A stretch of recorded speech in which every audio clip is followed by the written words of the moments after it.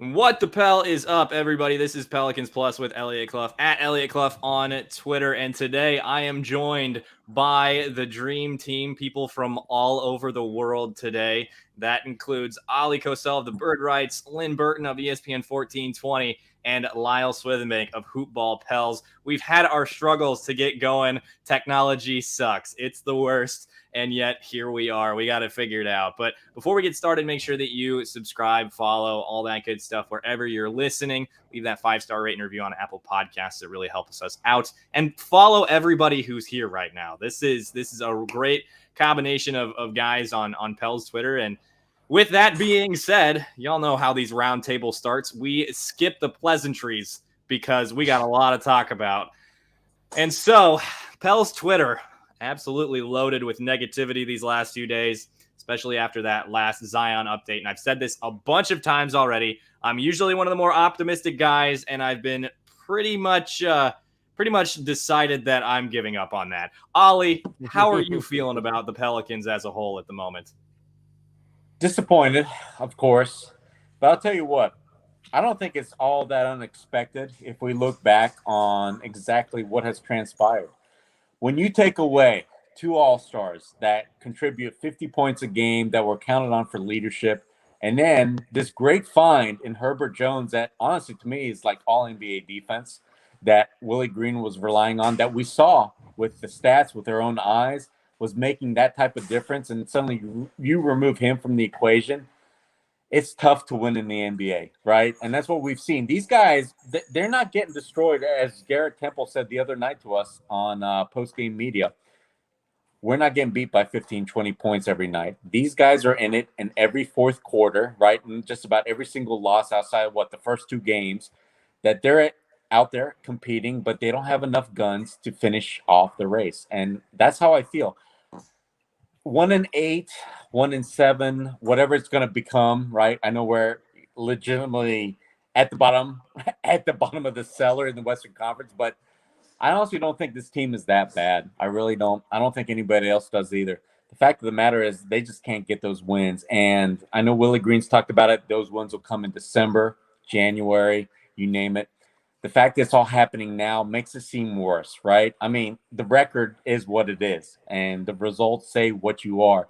But I truly believe that this team isn't as bad as that. And I think that's the feeling across, the Pelicans in their practice facility, in their locker room, amongst the media, that things will be better than this. But that's the question, Elliot, right? And the rest of you guys. That's the question. How good can these guys be while they've got at least somebody missing? And we don't know the answer to that. No, we do not. And Lynn and I have already talked a little bit today. So, Lyle, I'll bounce it to you. How good can they be? Oh, how long's a piece of string? As long as it needs to be. It's so difficult watching this team because you can see it's there. There is so much there if you can just add on our All-Stars. And what team, if you even look wider in the NBA, what team is good that does not have their All-Star? You go and have a look at the Philadelphia 76ers. You take Joel Embiid out of that. Trash. You take the Nets out. You got no Kevin Durant, no Kyrie Irving, no James Harden. Trash. And I don't even think it's that bad what the Pelicans are putting out there. We're turning the ball over. Yep, absolutely. But we've had just about a different starting lineup every single night. Another injury to a key personnel every single night. All of preseason was injuries. Again, no consistency. New team, new turnover, new coach, new system. This team has the makings. You can see it because they want to play. And I think that's the difference. And I remember last time we had a round table and we were screaming and carrying on. Last time I was on here. That's because they didn't care. There was moments last year where they showed up, got their paycheck and went home. It didn't matter. And that was coming from the top right down to the bottom. This team, every single guy wants to play for this team. You can see it. Whether there's this rhetoric around, Zion wanting out or Brandon Ingram this or whatever, whoever wants to be here and who doesn't. You cut through all of that. These guys want to play basketball. I can guarantee Zion is chomping at the bit to get out there and play basketball. That's what his job. That's why he's good. What he's good at. This is what butters his bread. He needs to get out there, and so does Brandon. And once they're healthy, and Herb comes back, his team is deep. And these young guys, what I saw from Kyra last night, what I saw from these flashes from Nikhil throughout, he's a confidence player. That's probably get to Nikhil, but there is so much to like about this team, and that's what makes it so frustrating when you get to the last 5 minutes of the fourth quarter and they just start throwing the ball around and being careless and running out of legs. And yeah, gosh, it's frustrating, but you sit there and you're going, why are they playing such good basketball for 90% of the game? And then, so we can be okay. We'll be all right. Just got to get the guys healthy, get the troops back. Lynn, how about you? Look, Ellie, you know how I feel about this. I've said this on ESPN Lafayette. I said this on my podcast, Bros Who Think. This team's not a bad team. I picked them to be anywhere between 6 through 8 for a reason. When you look at this roster, it's not bad. And my concern was, are we deep enough? But having these young guys go through some of this now is actually a benefit at the end of the day, because you're putting them in the fire. And then when your stars come back, they can now say, hey, we've played some of these big time minutes. We've played in some of these situations. Now we're going to our actual role, in the role that we're meant to play. And now we can strive in that role and maybe do a little bit more because we've learned other things. But this team's not bad. Like Lyle said, you take off Trae Young off the Hawks, you take Bogdanovich off, they are bums. You take KD off the Nets, you take James Harden, they are bums. And the big thing for me is the fact that they buy into this coach. I cannot tell you the last time the Pelicans had a coach that everyone bought into. It probably wasn't since Monty Williams. That's how long it feels. This team is playing hard for Willie Green. I will watch every Pelicans game because I know now they're playing hard. I could not say that last year with Stan Van Gundy.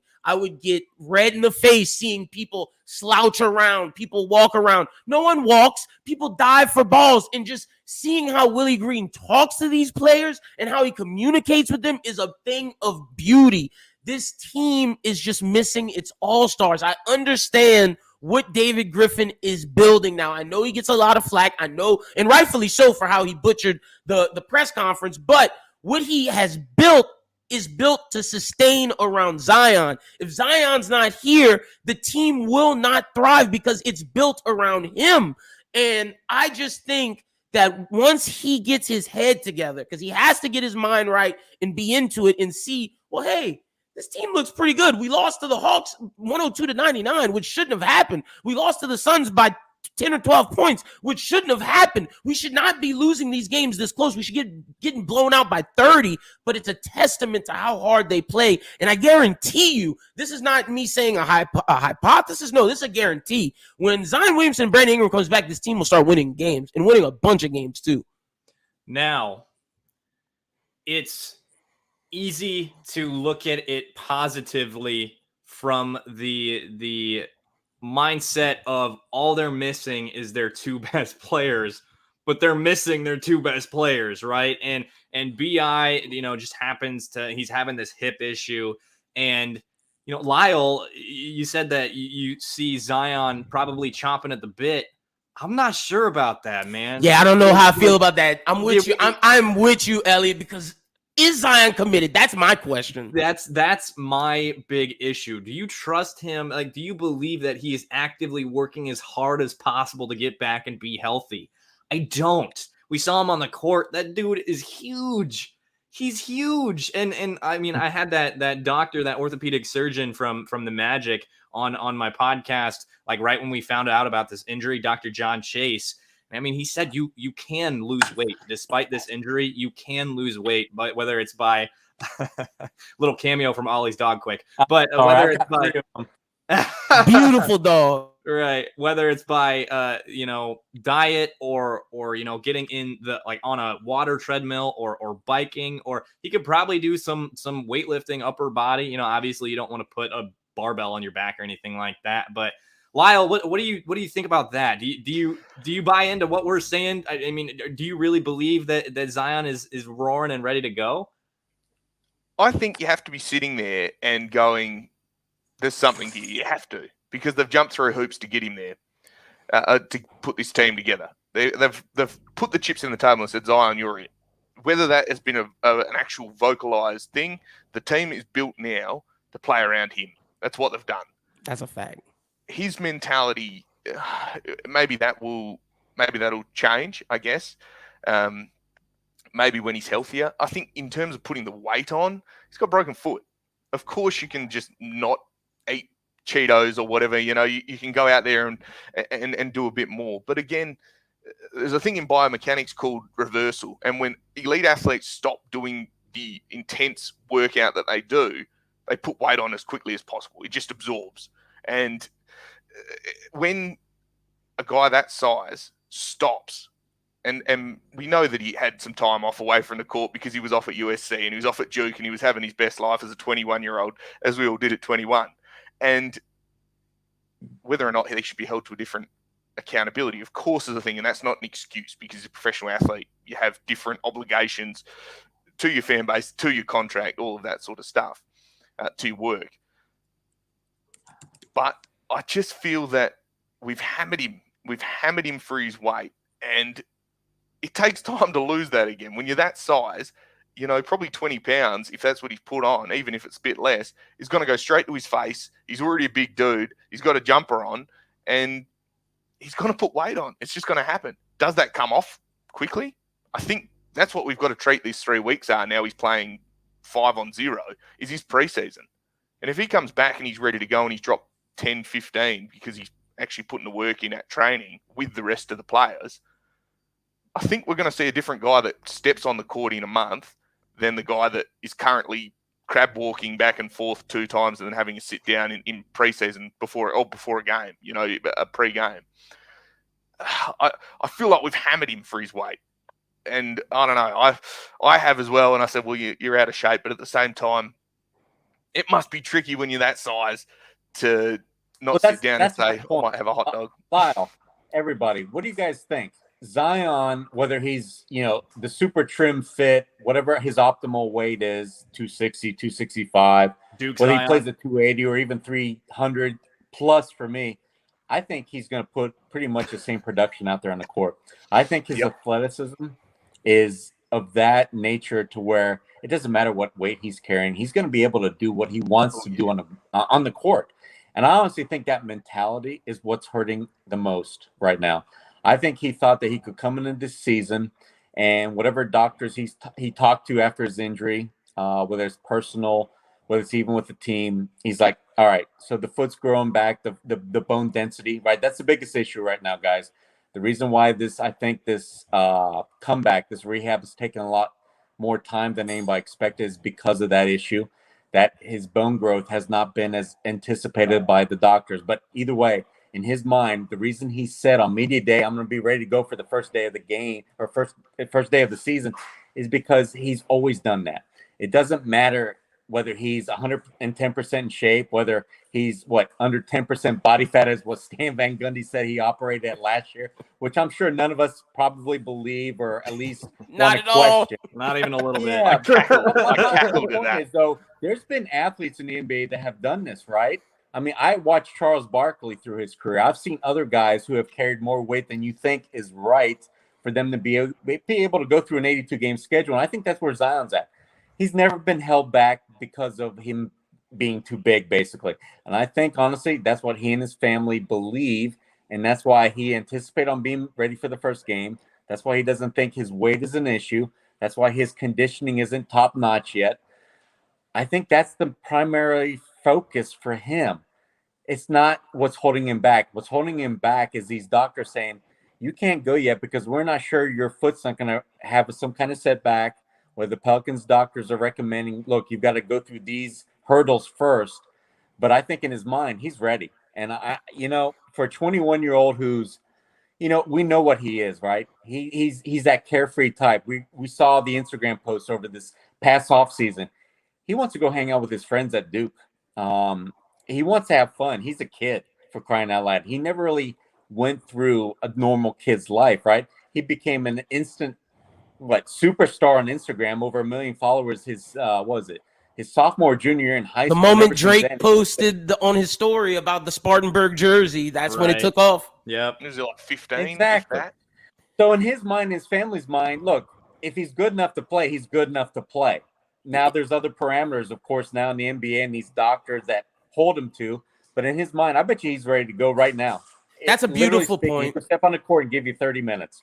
That's a beautiful point, and I think it's a combination of both what you and Lyle said. He's 21 years old, first off. He's a kid. In his mind, he's always played basketball this way, like Oleh said. So what's the difference? Like, I've been doing this my whole life this way. I got here on this by doing it how I have been doing it. I'm going to believe in me. Now, the issue comes, like Charles Barkley said on TNT, it's that you're playing in the NBA. Yes, you can go out and play like this, but 82 games with your body, that weight on your knees, it's going to cause damage, and that's the issue. The issue is the confidence in yourself, but not understanding that, hey, playing 14 games in high school is different than playing 82 games and then trying to get to the playoffs. There's a completely difference, and I think I don't question, and just to swing it back around to what Elliot initially said, I don't question Zion's ability to play basketball. I don't question if he wants to play basketball, because he does.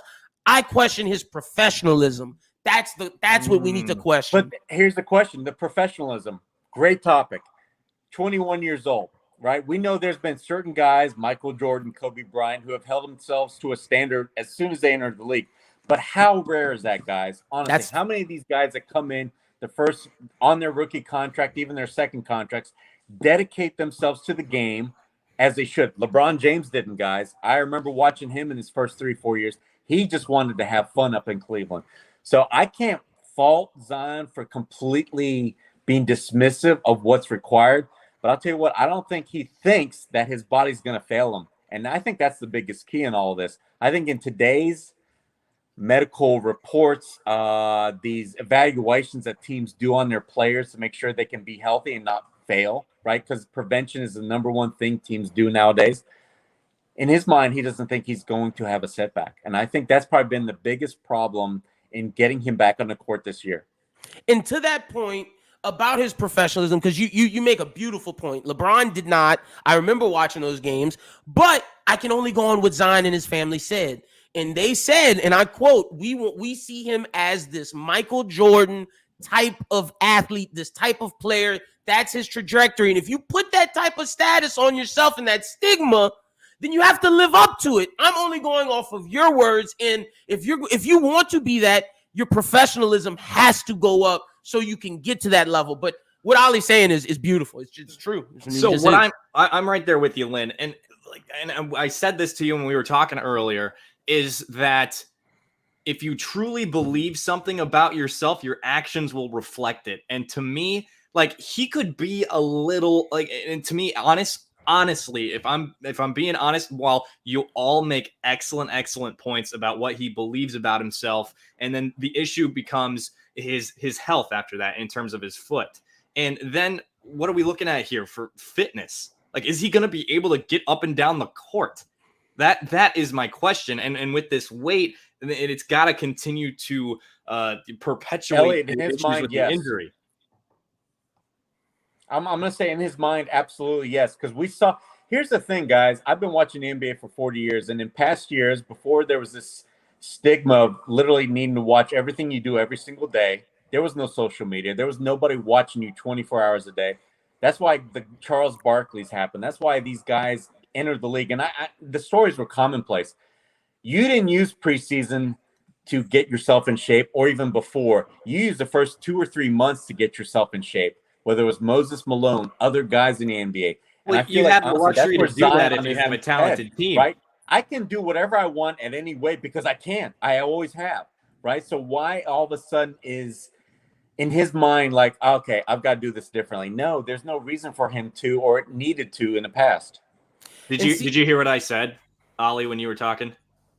No.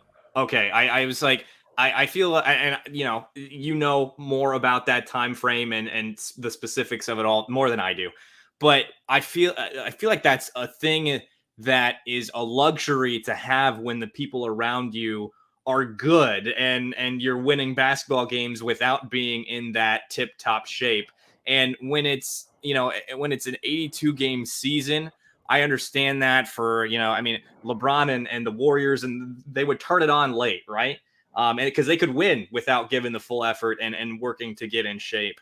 But I don't think that's a luxury that the Pelicans can afford. Does that make sense? Also, real quick, I think it's a different NBA. When you look at it, because of what LeBron has done by putting millions of dollars into his body, it's giving a blueprint to other players to do said thing to get bodies in shape. And I think that's why add that with social media and how much money we see other athletes putting into their bodies. I think that's why the stigma has changed to today. We know more about taking care of our bodies now than we did before. Facts.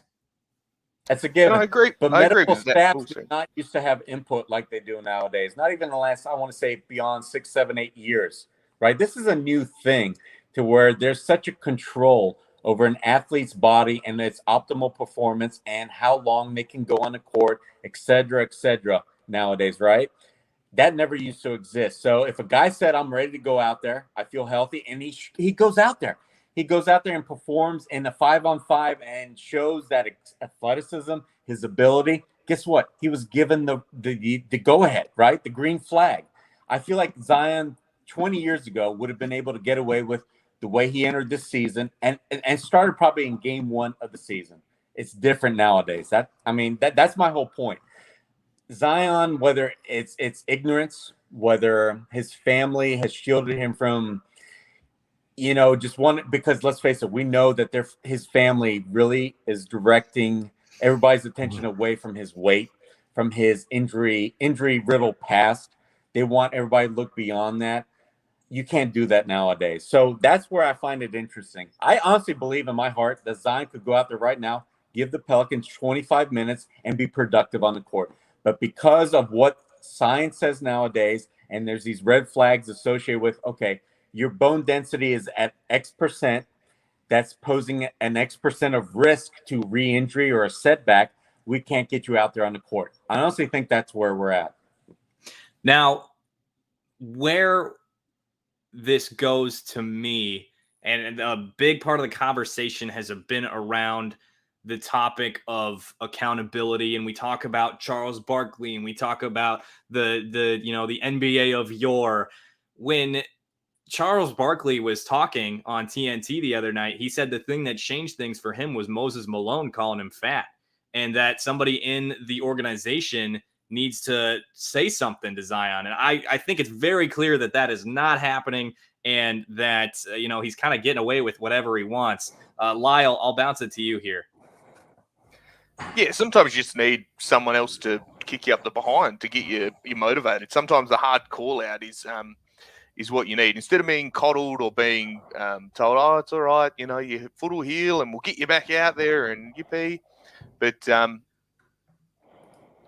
think it's also a different NBA. As we talked about, it's a different NBA. I don't think players or people react the same way as they may have done back in the 90s and 2000s. I think if people get called out, it goes one of two ways. People take offense to it and they'll say, oh, you can't say that, you can't do this, you can't do this. And for a lot of the reasons for good reason for a lot of it. But I just hope it reacts the right way and it doesn't just push him further down the track and saying, oh, well, stuff you and I just won't play. I hope that they can get to him and it convinces Zion to say, well, I have the talent. I've got it all. I'm phenomenal. If I can get myself to this level and these are the things I need to do, being more professional, wait another week so my foot's healed and I can drop 30 on 70%, hopefully that's what triggers him. And is it hard to get through to people at 21 years old when they don't want to hear it, when they think they're invincible, when they definitely is. I've already done all this, Of course it is. And because at 21, we all knew exactly everything about the world. We knew everything about ourselves. We knew we were right 100% of the time. And it's a tricky one. It really is. And I hope that he doesn't take offense to it and say, well, they don't know anything. I hope it challenges him. I hope it puts a rocket up him and he says, I'm going to prove every single one of those people that said, I was fat, I can't play, I'm washed, my legs are no good. And he comes out and just absolutely tears this league apart. And it has to be one or two things. Either one or two things. Somebody in the organization just has to say, hey, I'm the bad guy. I'm going to be the bad guy, and I'm going to tell him. Or it's going to have to be if the organization can't do it, and this is something me and Elliot talked about, and Christian didn't get to ask questions, but the media's going to have to get tough on him. It's going to either have to come from the media getting tough on him and not being afraid of not getting your question asked, and we're going to have to be hard on him, or it's going to have to be someone in the organization just has to be, pardon my French, the asshole, and just tell him. You have to, because at this point, you can't just keep sugarcoating it and babying him because you think he might not want to come back. No, I mean, if you don't tell him this, he might not even play for you to get him to come back. My guess, guys, is honestly he knows, right? You can't escape social media today. You can't escape your friends telling you what's going on out there, your family. And so when you hear people like JJ Redick, who I know he's somebody that Zion truly respected over his last 2 seasons with the Pelicans. Teaspoon, who he's close to. I know Teresa Witherspoon is not feeding him, basically, nothing but rainbows, right? He knows what he needs to be doing. I really believe that he's heard enough to where he understands where his body should be. But again, there's a fine line to me to where the athlete knows what he can do at whatever percentage weight he's at versus muscle versus fat. Because Zion's always been able to do that. I have heard stories about this guy being overweight, being thin, and honestly, he didn't perform as well when he was thin, that he thinks he can do anything he wants to on this God-given earth at any given weight. And I think that's where Zion's at. My whole thing with him is just getting back on the court. And I think that's honestly all entirely up to the doctors. The Pelicans doctors, and that's why there's been issues, right? Remember in his rookie season, the reason he was brought back slowly, the reason he was on that minutes burst was because they did not like the weight he was carrying, the weight he was basically exerting on forces on the jumps, on landings, and they tried to work with him on that. And that's why he got upset. That's why there was a rift created between his family, and the organization. They thought that he can do no matter, like I said, no matter what kind of extenuating circumstances there are regarding his situation, that he could still come out unscathed. The Pelicans doctors did not. And I think that's where we're headed towards again. And that's why he's not on the court yet. And that's an issue to me. Like, my thing is, if it's the Pelicans doctors of old, I'm with you. Like, do what you think, what got you here. But this is Aaron Nelson, the guy who changed Shaq's career, the guy who changed Steve Nash. Like, if there's anybody you're gonna listen to, you have to listen to him. And Ali, I think you're 100% right about how it's just him and his family believe that. But at some point, you have to say, hey, maybe I should listen. Like, maybe I should take this into consideration. You have to grow up, and I think that's where we're at right now. It's a level of humility that needs to be had by Zion here. And, we talk about him being 21 and stuff like that. But again, there's the level of professionalism, and that has to be a factor when you're in the NBA. And so, Lyle, who, if you're watching on video, you saw Lyle hop off. He had to go. He's working because he's an Aussie. But he had mentioned that somebody in the organization, and Lynn, you said somebody in the organization needs to be an asshole. They need to, yeah. The thing about but that, guys, seriously, listen, hear me out. You don't think that they're telling him he needs to, like, let's get going. You got to do this. I guarantee you, Teresa Witherspoon does not sugarcoat a single thing. I guarantee you. And I see her in his ear all the time. So I guarantee you that he's hearing what he needs to hear for the most part. That's just my assessment of things. I don't know for sure what's being said, but I guarantee you that he's not totally ignorant of the situation. I don't believe that 100%. And that's fair. That's fair. It's based on what we know about Teaspoon, right? Like, she is very much a personality, and we all love her.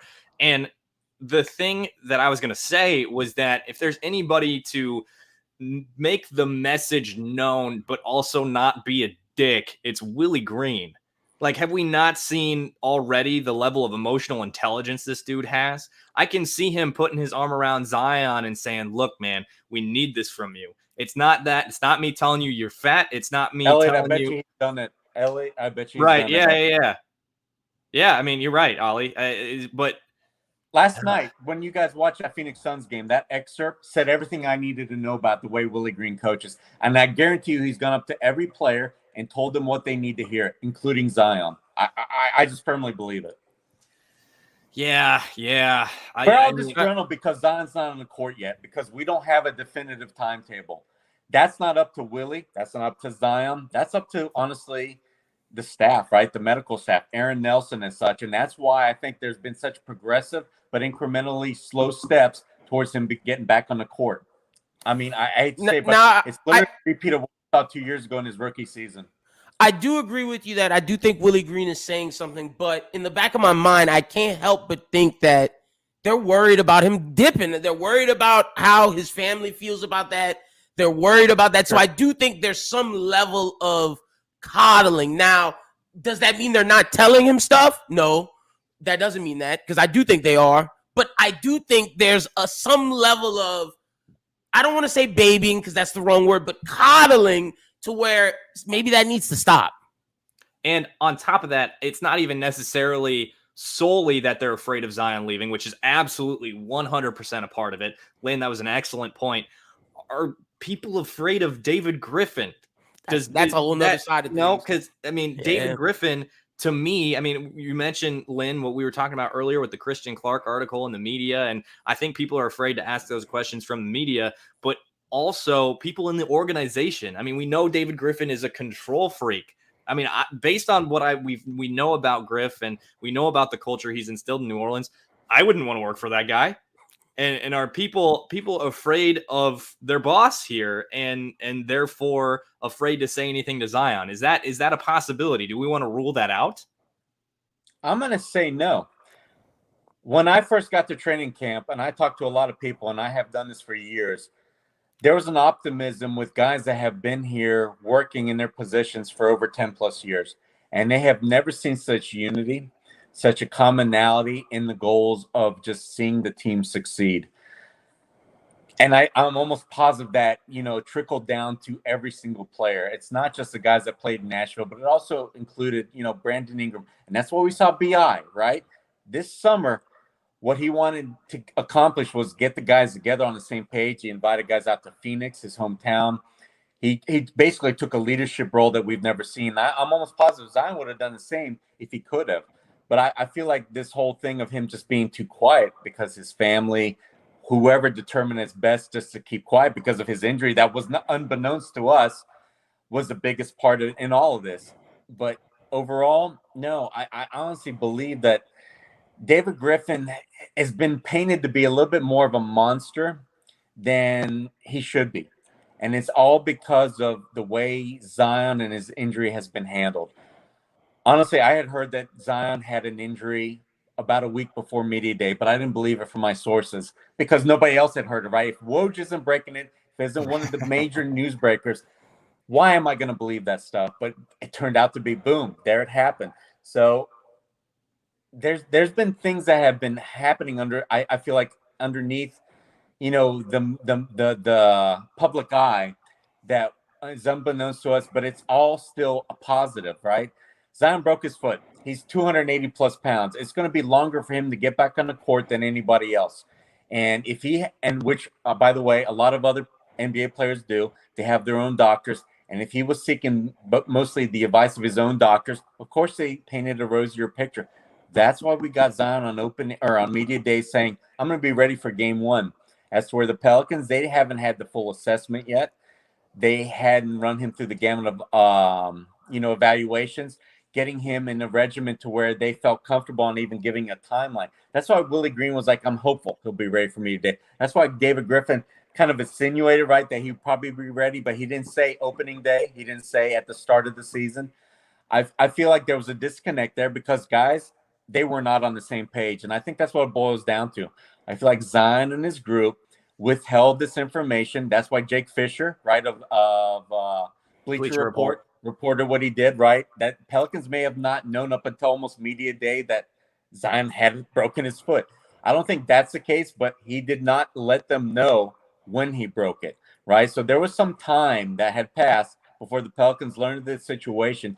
And therefore, that's why everything has since then been so disjointed, right? That's why you're hearing Zion, I'm going to be ready for opening day. But here we are in November, and there's still like, I need another hurdle or two to overcome before I can get on the court. That's where I think the major issue. Had Zion either told the Pelicans right up front, this is when I broke my foot, or he had taken care of conditioning a little bit better, because that's certainly playing a part in his comeback right now, we'd be in a different spot right now. We wouldn't be with all these questions right now and all this animosity towards the organization for starting out 1-8, and you're missing your superstar. And see, that's a fair point. And I think it could be, because I do agree with you, because you see how the team's playing hard. You see how they care. And I think that's a testament to what Brandon Ingram did, getting everybody together. But I think it could be two things can be right at the same time. I think the disjoint that Elliot's talking about can be due to Zion holding out information. You can't hold out that information from your team, from the people that pay you your salary and you work for. I think it could be that, and the team with BI, which you said about Brandon Ingram. So I think two things can be true at the same time. Lynn, whose fault is that, though? Let's say Zion learned of his injury in his family and they don't tell the Pelicans. Is David Griffin getting the appropriate amount of heat or not? Should it be more on Zion? No, and I agree with you, Ollie, because that's where, with me and Elliot talking earlier and on my radio show all this week, I've been saying I'm less inclined to blame David Griffin. I think the blame needs to be on Zion, and that's why from the jump, I question his professionalism. Well, it's tough for me to get irritated or upset with Zion because, I mean, like injuries happen, right? Could the communication have been better? Yes, absolutely. 100%. And I feel like I'm kind of backtracking. Do you think that Griff would have said that he'd be ready for the regular season if they had given, or like, had he know that information or known about the foot injury sooner? Because they would have been on the same page, Elliot. Let's face it. On media day, Zion said, for sure, I think I'm going to be ready opening day. Willie Green said, I hope. And David Griffin kind of insinuated that, I think. But, he was wrong for backtracking and saying, well, I didn't say at what point he'd be in race season. But the fact of the matter is, Griff did not say October 20th. He did not. If you go back and listen to everything, he did not. But I think he knew in his head that, okay, well, Zion's going to say this, or we're going to try and remain more optimistic because we've got season tickets to sell, right? We can't all of a sudden start the season on a downer, because let's face it, he doesn't wear just a hat of being truthful about his 15 guys on the roster. He is responsible for everything that happens with making profits for the organization, right? Remember how many hats these GMs wear across the league. So he was in a tough bind. I think had we just looked deeper on that day, we would have realized that we were too, let's face it, gullible to jump the gun on thinking Zion might be ready for game one, when actually all the signs point towards he wasn't going to be. And look, that happens everywhere. Look at the NFL. Happened with Michael Thomas and the Saints. Similar situation. He didn't say what was happening. Sean Payton saying one thing, the team saying another thing. Look at Aaron Rodgers talking about just media not seeing everything. Aaron Rodgers came out and said he was immunized, and so this happens. What Ollie's talking about. This one, and Lynn, I got to point out this too. A lot of people will jump to the gun here saying, because what I'm saying is Zion relied on his own doctors more so than letting the Pelicans doctors in on us. But guess what? Almost every NBA player I know of that as of any kind of stature has his own guys that he relies upon. Kawhi Leonard, you name it, go up and down the list. That's how things work. So for the Pelicans to be kind of a little bit out of the loop, at least in the beginning, that's not out of the ordinary. That does not mean Zion wants out of New Orleans. That does not mean he doesn't trust anybody within this organization. That's just the way things are handled now. And Zion being a kid, being 21 years old, I guarantee you, his family, his mom, his stepdad, they're running the show 95%, if not more of the time. So they're going to get whatever the best word out there is regarding their son. And that's, I think, what we've seen. That's a fact. And you can even go to, there was a funny Twitter thread about Zion getting his hair cut in New Orleans, about how his dad told the barber what cut he wanted to get. Like, Ollie is speaking the truth. Like, his family controls his life. That's a fact. And we saw with Anthony Davis, didn't we, guys? His dad controlled a lot. This because everybody's got to remember, if you're a superstar in this league, it doesn't mean you're a type A personality. You're not a LeBron. You're not a Michael Jordan. You're not a Kobe Bryant. Not everybody's Batman. Your ability makes you what you are in this league. But everything else, no, who knows, right? And I feel like that's who Zion is. He just wants to be the guy that's beloved in the room, but who wants to have fun. He's still a kid, man. I think this summer on his Instagram showed me everything he wanted or everything that he still wants to do in life. And that means hanging out with his friends, even at Duke, drinking, whatever it is, partying it up. He wants to still be a kid, and he's not really allowed to be, right? I mean, he entered the league at 19. Expectations were placed on his shoulders. How many people, what percentage would you say are ready for that kind of responsibility? I would say very few. Under 5. Easy under 5. Not me. I tell you that shit right now. and no, you're absolutely right, because like you got to look at it. He just and if you look at the optics, came off of a great season, great production. Exactly. He's arguably up for most improved. He's up for all of these things. And he's like, okay, I'm figuring it out. I'm getting it going. Let me just have a little bit of fun. I'm going to still work out, but I need to enjoy myself because I didn't have the Duke experience. I didn't have some of this. And I have no problem with him going partying. I think it's about finding that right balance between the two. Because he's 21 and you have to live that life. How long did it take LeBron to actually get serious, right? True. For the full 12 months of the year. I think it took him until pretty much getting to Miami, right? I mean, we saw him in pregame in Cleveland, goofing off with teammates or during timeouts. And we heard these stories, right? Yeah, he tried to recruit people. He always wanted to win. But how serious was he?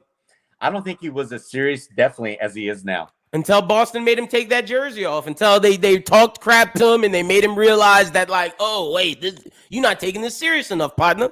He always referenced his time now he references his time in Miami as him going to college and really growing up. So yeah, it's still, we can hurts. Yeah, You're searching for the words, and I think that's what all of honestly Pels Nation's doing, right, guys? You're 2 weeks into the season, you're 1-8, you felt good about this team, right? In the past 2 years, we had questions about the roster, the coaches. We didn't this year. We saw them in summer league. We saw the effort levels. You saw the young guys that they're going to be given a chance. So you have more hope, and they get out to this 1-8 record. So it's so much easier now to put this blame on whoever you want to point it to. And that's where I feel like we're at. I mean, honestly, guys, I have stayed off social media for the last week because I'm seeing articles where people just talking about, let's consider tanking. Let's trade Zion Williamson. I mean, this stuff's making me sick to my stomach. The tanking is driving me up a wall. Like I'm just like, do we not think when he comes back we can't win games? Like the tanking is making me go insane. The one thing that is driving me freaking bonkers is the idea of trading 27 points a game on 60% shooting. You got the injury history, fine. We're questioning whether or not he loves basketball. That's a question out there, and you can there's there's substance to it, right? But you just he's 2 years into his NBA career, has played what, like not a full season yet? No, like 80 games in total? 85 games in his career, something like that. Yeah, right? that's what it is. Trade that? Fucking what? Yeah, I'm nowhere near there yet. I think we're a ways away from that, but I do think it's what me and Ollie were just talking about. It's like it's the optics of going 1-8, because like I said, I had this team, Elliot, I had this team anywhere falling from 6 to 8, and we're seeing the product. Like that's the thing. I don't understand how people are being so negative, and rightfully so, 1-8. But if you look at the production that's on the court of how hard these guys are playing, as a Pelicans fan, you can't say you've seen that happen in years. You can't. If you do, you're lying to yourself.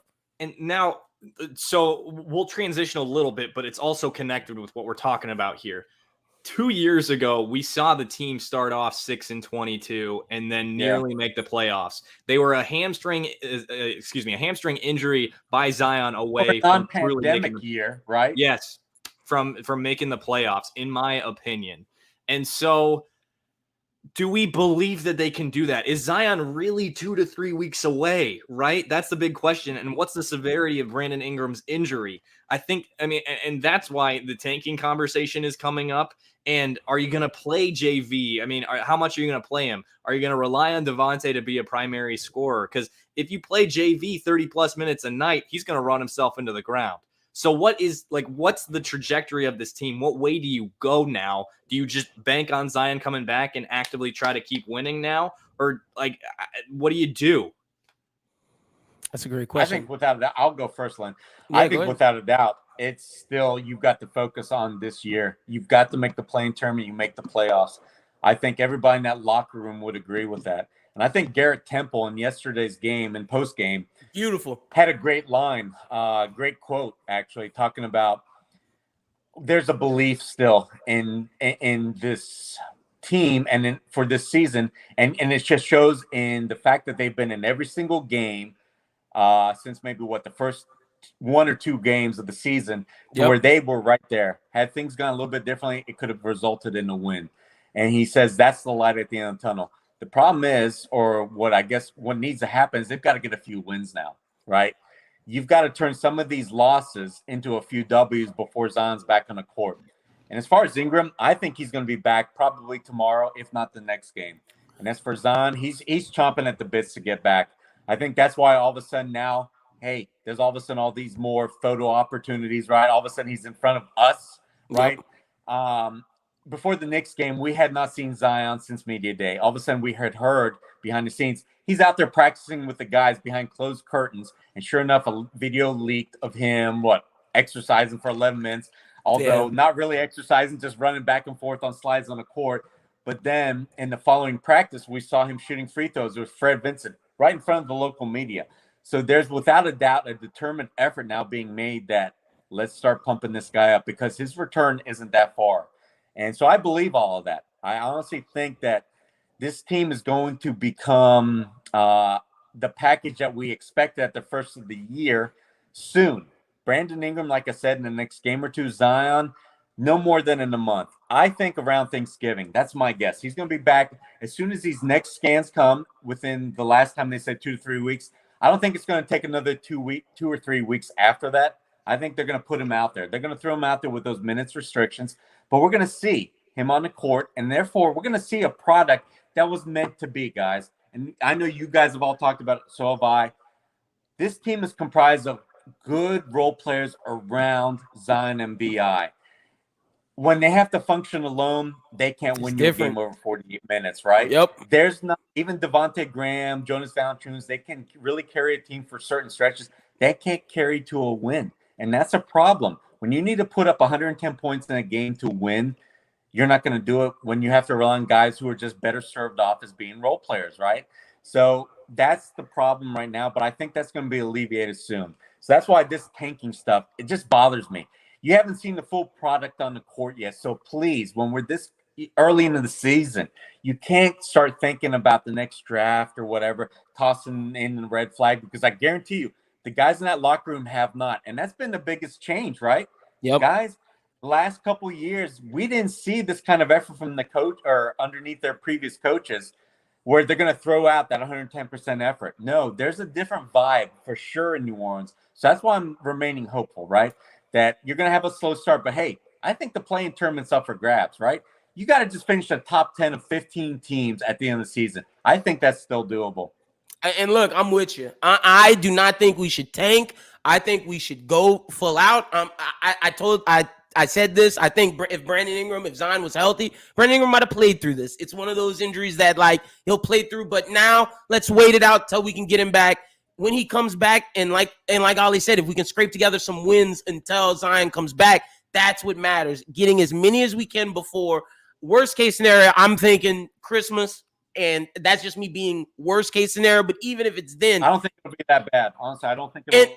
And honestly, I hope you're right. And if you are, then that's even better, because as soon as we can get them on there, like you said, these players are role players. They are meant to play their role around the star. And when they're in their proper role, we will see them shine. Devontae Graham and Jonas can get you 3 quarters, but they can't get you that fourth. You need your closer. You need your star. And I have not given up hope, Elliot. And I do think if and when those guys come back, a play-in is possible. And even I'll go even a step further. If they make it in the play-in, I'm worried as the other team playing them because they're really good. Like, you don't want to face this team as an 8 seed or whatever in the playoffs. I think we're Trey Murphy gets going, right? Think about these guys that have been really slow. Nikhil finds the confidence, finds that comfort zone, being the sixth man off the bench, which I think is his best suited role. You get guys in their roles. This team is not going to be bad on paper. I really truly believe that. Now, one thing I will say, I do think we need to make one move for a bench player, someone to come in and just add some sort of scoring, because I don't know if the bench has that. I like our bench, but I think we're one piece away from really being that team. The microwave scorer, right? That's what they need on their bench. And it's just because I don't know if Nikhil has shown to be that yet. Lack of leadership. For me, it's leadership. I don't think that this team, when all of a sudden that adversity hits, they don't know how to react. That's why we have seen almost in every single game, there's a certain run that just basically destroys your loss, right? Yep. And ensures your loss because of the other night, Phoenix 17-2 run. I mean, you just can't have that happen. And good teams, they find a way to avoid that, and therefore they can still hang the game and win.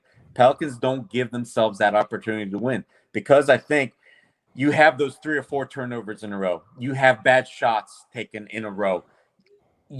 Good teams don't do that. You don't have teams that have good leadership do that. I think that's why the Pelicans, David Griffin, chased Kyle Lowry so hard in the offseason. That's why they wanted Chris Paul. That's why they wanted really anybody. I heard they chased a lot of vets, but of course they came up largely empty. And that to me is everything. It's not the fact that these guys don't have the talent to do what's necessary to put up those points or make a play. I just think it's having the leadership to go through the adversity. That's fair. And that's a very, very fair point. And I think the only reason why I say that is because that leadership is not there, trying to find someone who can get it on their own and not necessarily have that motivation, need that vet that can say, hey, like, I don't care who's talking to me. I'm going to go out, get my 15 and get back on the bench, collect my check. So leadership with competence is what we're looking for, right? Because Garrett Temple, he has bravado is not the right word, but he has the aura and the ability to communicate as a veteran. He's from Louisiana. I absolutely adore every time I hear Garrett Temple speak, but it's the production isn't there on the court. Yes, a great speaking gravitas behind his voice. The gravity is there, but it's just the production on the court is not there. But you still need that leadership. You do. Yeah, and guys, you know who's just recently spoke up and said that they're the leader on the court? Willie Green. I don't know if you guys caught. I forget what interview it was. He said, right now I feel like I'm the leader out there. And Monty Williams did the same thing through the first 3 years of Anthony Davis, because he was. It was obvious to all of us watching every game that they didn't have that type A personality that's going to run through the wall and lead the rest of the team. Even though they had Tyreek Evans, who I think was one of the few at the time that really personified that ability to, like, I'm going to put it on my shoulders. It was still Monty Williams, and I feel like that's where this team is. But the hope is that B.I. or Zion are going to grab those reins at some point this year, and I feel like B.I. was building towards that. That's the one I think is going to be, Ollie. One game, but I saw so much. I mean, you guys saw it. He has done so much more than just look to score so far this season. That 7-7 matters. He's made impact defensively at least 3, 4, 5, 6 times defensively a game, on rebounds, you name it. He's doing so much more because he built up his body over the season. He took things seriously. He addressed his weaknesses. And therefore, I feel like he's ready for that next step. But this injury, unfortunately, has put that down right to the side for the moment. But I think he's going to prove in time that he's going to be a guy that's going to be able to lead this team. And hopefully, like I said, Zion will too. I knew he was ready to take that step as a leader when I saw him step up defensively. And I think of the play, I forget what team it was, where he came across, it was weak side help, and he got that monster block, and he was excited, and it led to a layup. Yep, and that's where I was like, okay, B.I. last year wasn't going to do this. He was going into steal lanes, got that block, and I was like, he's ready. And like you said, if that injury doesn't delay him, I think we see it more. Yeah, watch him weak side. I've been watching him weak side through the first 5 games, and this guy is honestly, he's in a crouched position. His head is on a swivel, and he's literally trying to make sure that he's going to make the right play. And he usually had, right? It's unfortunate this injury hit because I think the Pelicans could have at least won one of these last few games with him, maybe 2, because honestly, they have been playing better than what the record says. And I'll keep hammering this point. They've been better than this 1-8, stupid record, because there's enough talent, despite the fact that there's been guys going through slumps. Nikhil, Kyra, and Jackson Hayes specifically have been bad. Although Kyra last couple games, maybe last game only, but he's really kind of turned things around, right, Elliot? When Kyra yammed it, oh my gosh, I was like, who is this player? Not only that dunk, but how about being decisive, right? Shooting the 3 when he was open, going dribbling for the drive, through, probing, not trying to just go side to side, being intent on bringing the ball up the court. He's been looking to make a play. He's got the ability. He just hasn't done it yet. I love I was one of those people when I saw him in the preseason, was like, maybe Kyra should go to G League. But like you saying, these last couple of games are showing me that his time with Willie Green we're seeing something going. When I saw him probe the defense, dribble in, create, dish out, and then get it back, shot wasn't there, do it again, find the right shot. I was like, okay, this guy's learning how to play point guard. The problem, like the question I have is like you said, is what's up with Jackson Hayes? Yeah, he's been the biggest disappointment to me. I don't know about you guys, but for me, he was talked up to be the star of Nashville, right? Through the first 3 or 4 days. Knocking down threes, doing all of this extra. And we saw him finish last season on a high note. And all of a sudden, he's added a jumper. He's added a little dribble and drive. He can even play make for guys. I haven't seen any of that. More so, I haven't seen a guy that can stop anybody defensively. If you give me his talents, his athletic ability, right, his ability to move on the court, why isn't he making more plays? Why are we getting over the last few games getting beaten up by back-up centers? I mean, it drives me crazy. So therefore, I was so happy when Willie Green went to Hernan Gomez, because Jackson Hayes does not deserve minutes right now. It's last year all over again. That's what it is. And it's gonna either be one or two things. It's either you sit him on the bench and show him like, hey, like get your mind together, get your act right, or send him to the squadron. But it's gonna have to be one or two things to get him back to where how last year he started slow and then picked it up. But yeah, he's definitely been my biggest disappointment this season as well. All right, y'all. So Lynn just told me that he's got to bounce here momentarily. I got one question before you go. So does this team turn it around? Is Griff going to be around much longer, given the lies on lies on lies that we've received from him, and the fan base's their discontent at the moment? That's the question. We'll end on that. Ollie, I'll go to you here. I think he is going to finish the season. I think this team's going to turn the page. I mean, it's hard. It's hard to imagine they'll be worse than 1-8, right? How can it not go up from here? You're going to get BI back. You're seeing the improved chemistry. You're seeing Kyra's improvement. I honestly think that Nikhil over the last 2 or 3 games is not just looking to get his jumper up, right? He's being more selective in his shots. Last couple of games, he was on like 3 attempts through the first half or so of the game. So I'm seeing a guy that's honestly trying to make a concerted effort to be better, to be more decisive, to be just a better positive impact on the game. And then when you add that to, like I said, the rest of the guys who Devontae and Jonas, they've been filling their roles well. I think Josh Hart's done well since his return, right? We know who he is. He's not a guy who's going to win you games from 3-point range, but he's going to do what he does best, and that's he's going to attack the glass. He's going to give you some effort defensively, and he'll push the ball in the transition game. And then when you factor in the other guys, that's enough to keep you in the games. The question is, can they start turning the wins? And like I said, I believe they will. I don't think that this team has shown one way or the other whether they're just, you can't trust them in clutch time. They've spent 10 minutes maybe in clutch minutes so far this season. And I know that the record symbolizes what's happened in the past, but if you get BI and you start getting these guys in good locations where they're comfortable, and I'm going to point to BI in Minnesota, the only lone win for the Pelicans this year. They found BI where he was comfortable. It wasn't the Stan Van Gundy offense. Here's the ball across half court, make a play. They found BI on the move in the mid-range game, and he scored 4 straight buckets. I think this Willie Green schemes and strategies are going to prove a benefit, but the fact is they haven't had the firepower yet. they haven't had the continuity or the chemistry yet. I think once that happens, these guys will be a lot better. Look, Ollie nailed it right on the head. For me, Elliot, yes to both questions. Yes, they turn it around, and yes to David Griffin staying, because even though David Griffin botched the intro to this season and what happened, I see his vision. I see the team he's building, and it's a good one. It is. Devontae Graham is a great pickup. You get rid of Lonzo Ball, who the Bulls fans are having a little issues with right now. You don't pay him all that money. You get someone who will drive, who will play defense well enough but can still knock down the three. You get Jonas Valanciunas when B.I. and Zion aren't able to get their shot off. You can go to him in the post. You get these guys that can space the floor, Trey Murphy, Nikhil. You get a lockdown young defender in Herb Jones. This team has ability here. I think they 100% turn it around. I believe in that. And I think we're going to be okay once the All-Stars come back and you put the people in their right roles. So, yes, I think we turn it around. And, yes, I think David Griffin keeps his job. All right. Gentlemen, I really appreciate you both stopping by. I hope that you're both right.